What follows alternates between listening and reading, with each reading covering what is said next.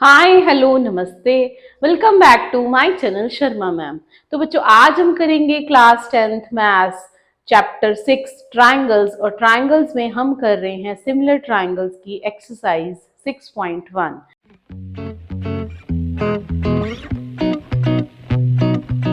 तो बेटा हमें फिलअप्स दे रखी हैं पहले क्वेश्चन में।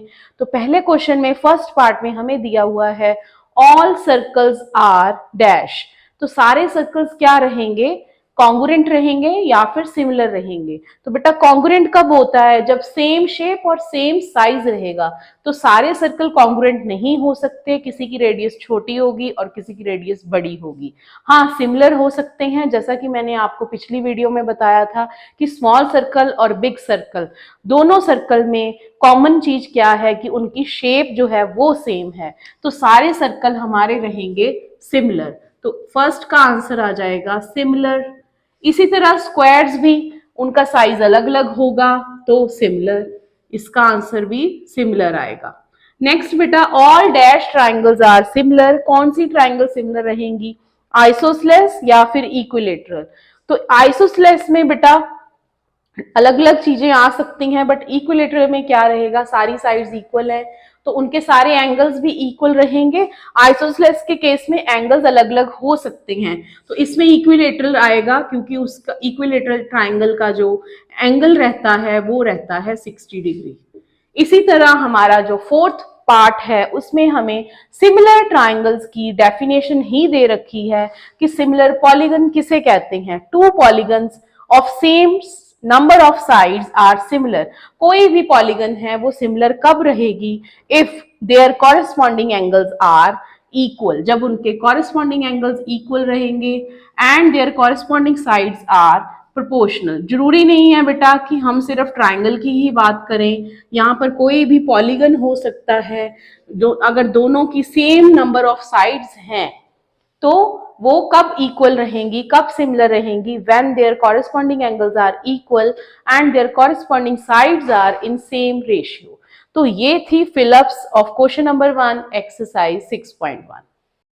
तो नेक्स्ट है हमारा question number 2 of 6.1। Give two different example of pair of similar figures and non similar figures. तो बेटा जब हमने सिमिलर फिगर्स लिखनी है तो सिंपल सा रूल है, आप सेम शेप की चीजें बना दीजिए, जैसे कि small circle with centre O and bigger circle with centre O dash. तो ये बन गया आपके पास सिमिलर फिगर की एक एग्जांपल। इसी तरह स्क्वायर बना दीजिए, एक स्क्वायर हो गया, ठीक है, और एक बड़ा स्क्वायर बना दीजिए। तो यहाँ पर इनके नाम दे दीजिए A B C D and A dash B dash C dash D dash. तो सारे स्क्वायर जो रहते हैं वो सिमिलर होते हैं, सारे सर्कल सिमिलर होते हैं। अब नॉन सिमिलर बनाना है तो नॉन सिमिलर के लिए अलग अलग शेप बना लो। नॉन सिमिलर के लिए एक सर्कल बना लो, एक सर्कल बना लो और एक ट्राइंगल बना लो, बोथ आर नॉन सिमिलर। इसी तरह उसने दो एग्जाम्पल्स पूछी हैं, एक आप ट्राइंगल बना लो और एक रेक्टेंगल बना लो, ठीक है। तो ये बन गया हमारा एक रेक्टेंगल और ये बन गई हमारी एक ट्राइंगल। तो दोनों नॉन सिमिलर हो गए, यहाँ पर सिमिलर हो गए। तो ये था क्वेश्चन नंबर 2 ऑफ एक्सरसाइज 6.1। तो स्टार्ट करते हैं क्वेश्चन नंबर 3 ऑफ एक्सरसाइज 6.1। हमें क्वेश्चन में दिया हुआ है state whether the following quadrilaterals are similar और नॉट। हमें यहाँ पर एक रोम्बस दे रखा है और एक स्क्वायर। रोम्बस कैसे बेटा, ये जो है इसकी सारी साइड्स इक्वल है बट एंगल हमें नहीं गिवन है कि ये 90 डिग्री है, पर यहाँ पर इसकी सारी साइड्स इक्वल है और ये बॉक्स बनाया है कॉर्नर में, इसका मतलब है कि ये 90 डिग्री है। तो अब हमने प्रूफ करना है, हमने देखना है कि ये सिमिलर है या नहीं। तो बेटा अगर देखा जाए तो sides are in same ratio, sides are in same ratio, ratio में है सेम। देखिए कैसे, P Q upon A B is equal to 1.5 upon 3 means 15 upon 30 1/2। इसी तरह सबका रेशियो इसी तरह ही आ जाएगा, क्यू आर का बी सी के साथ, सी डी आर एस का सी डी के साथ, एंड PS का AD के साथ। अब एंगल्स की बात करते हैं। Angle P is not equal to angle A which is 90 degree. Angles are not equal, तो ये सिमिलैरिटी के क्राइटेरिया को फॉलो नहीं कर रहा है।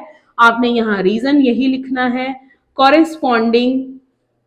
corresponding angles are not same. So these given quadrilaterals are